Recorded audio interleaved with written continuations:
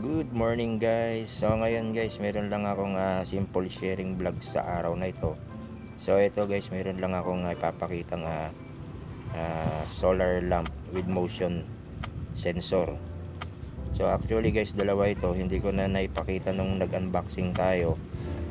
At agad-agad tinest natin yung isa kung okay ba. So ngayon po ito, gagawan natin siya ng simpleng review sa araw na to, at ipapakita ko sa inyo kung okay ang nabili nating solar light na ito na may motion sensor. So ito guys, papakita ko na una muna yung solar panel nya. So tignan nyo guys, hindi naman siya masyadong kalakihan at hindi rin masyadong kaliitan. So mahaba po yung kanyang cable at yan po ang sukat niya, halos sa dangkal lang guys. So tingnan natin itong mismong pinakailaw niya. So bumili tayo nito guys kasi kailangan natin ito sa ating bahay, sa ating paligid. So ngayon po gusto ko lang ipakita. So bali nga yun nga guys, ang pinaka purpose natin kung bakit tayo bumili nito is yung motion sensor guys. So hindi ito bumababad na nakailaw. So mamamatay ito kapag wala nang gumagalaw.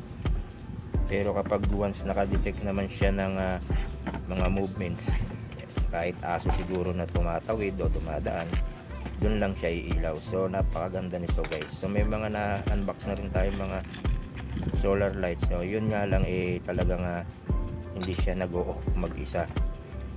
So ito guys, meron siyang remote dito.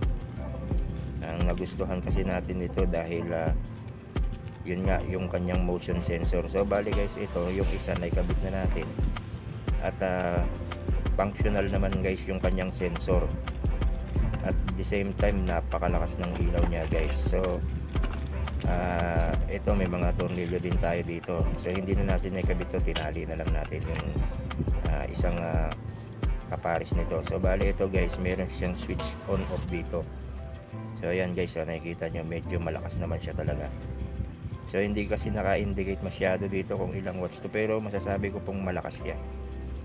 So may 3 modes siya ito guys. Yung isang mode niya is sisindi siya guys kapag may movement o motion. Yung isang mode naman niya is nakababad siya pero nakadim lang siya. At yung isa naman yung nagbi-blink guys. So kayo nang bahala mag-explore kapag nakabili rin kayo. So ako po, ang bali pinaka ratings ko dito sa product na to, napakaganda guys. Pwede kayong mag-purchase in Shopee or Lazada. Yun nga guys, ginawan ko lang ng simpleng review ito dahil makatulong din sa inyo. So bali tignan nyo na lang yung pinaka itsura nya, check out nyo sa Shopee or Lazada ninyo guys. So ito po mahusay na produkto.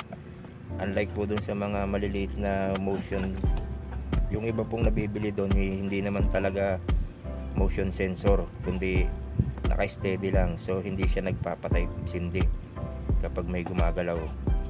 So ito po guys, tested. Tingnan nyo na lang guys yung pinaka itsura nya at napakalakas. So yan lamang guys ang ating simple na pagbabahagi sa araw nito. At huwag nyong kalimutang mag-like and subscribe sa ating maliit na channel.